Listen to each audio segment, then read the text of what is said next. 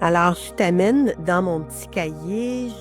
Comme tu vois à l'écran, je travaille avec des pastilles. Souvent, je vais me donner une palette de couleurs limitée pour aller ensuite développer, explorer, créer de cette façon.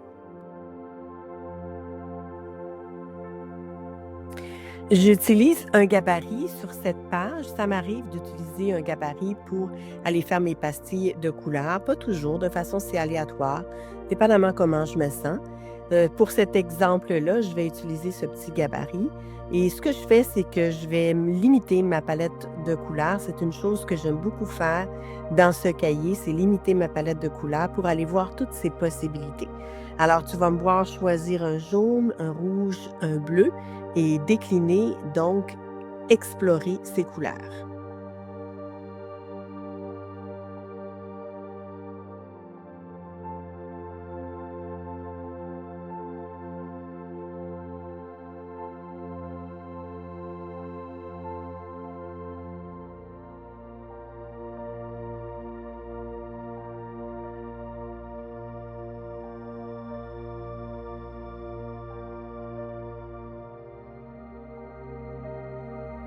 Pour mélanger mes couleurs, j'ai choisi de travailler avec un papier ciré.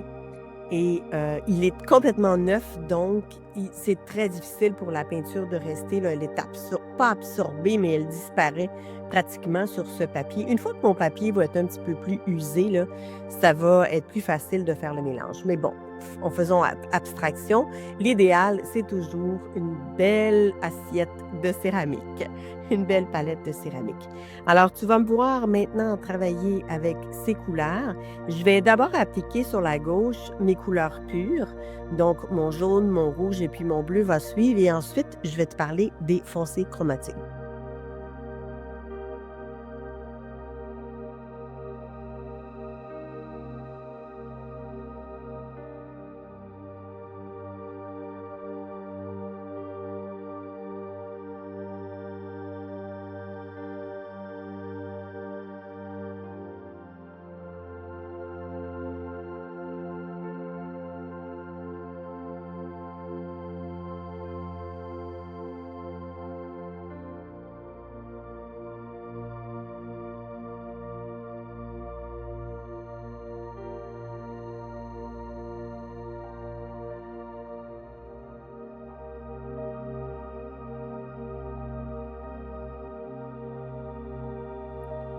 Alors les foncés chromatiques, ce sont des couleurs qui sont fabriquées à partir des 3 couleurs que j'ai placées ici sur mon papier. Donc à partir des 3 couleurs, peu importe celle que je vais choisir, le mélange des 3 va me donner des foncés chromatiques et dépendamment de la quantité là, de rouge ou de bleu ou de jaune, je vais créer différents foncés chromatiques. Alors pour cet exercice, je vais en créer 2.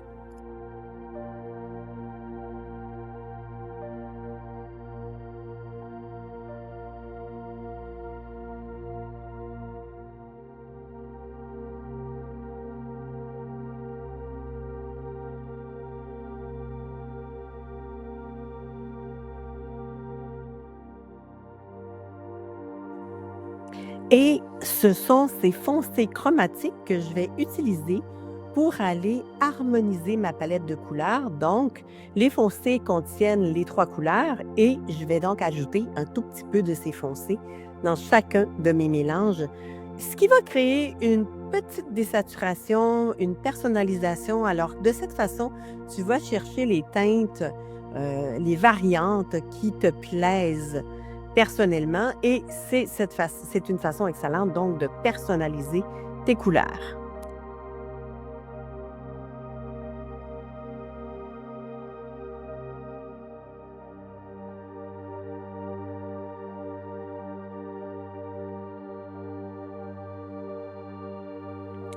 La première partie du jeu de mélange de couleurs, c'est d'aller décliner le plus de couleurs possible qui te plaisent et de les placer sur la gauche, donc dans tes petites pastilles qui sont sous les pastilles principales.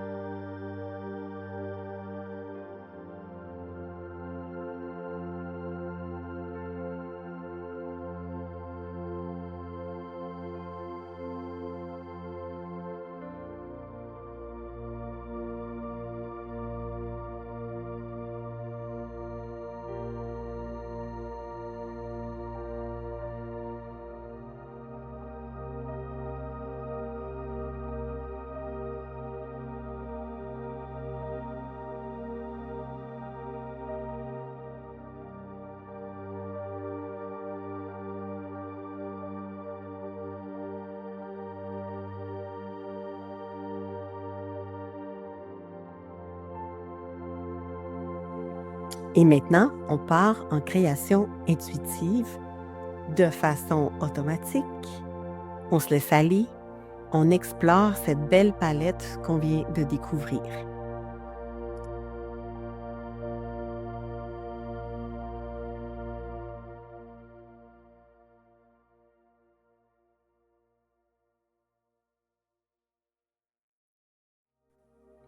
J'utilise ici un pinceau qui est ultra absorbant. C'est un nouveau pinceau que j'ai depuis quelques mois.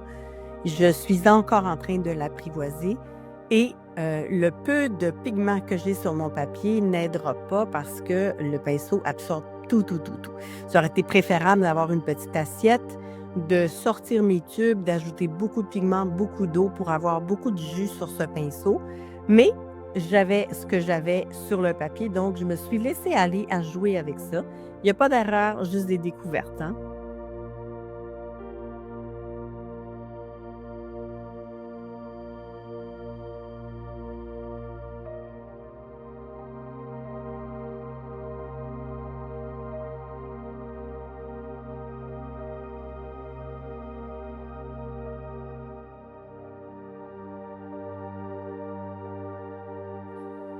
Alors, laisse-toi aller avec tes propres mouvements automatiques, joue.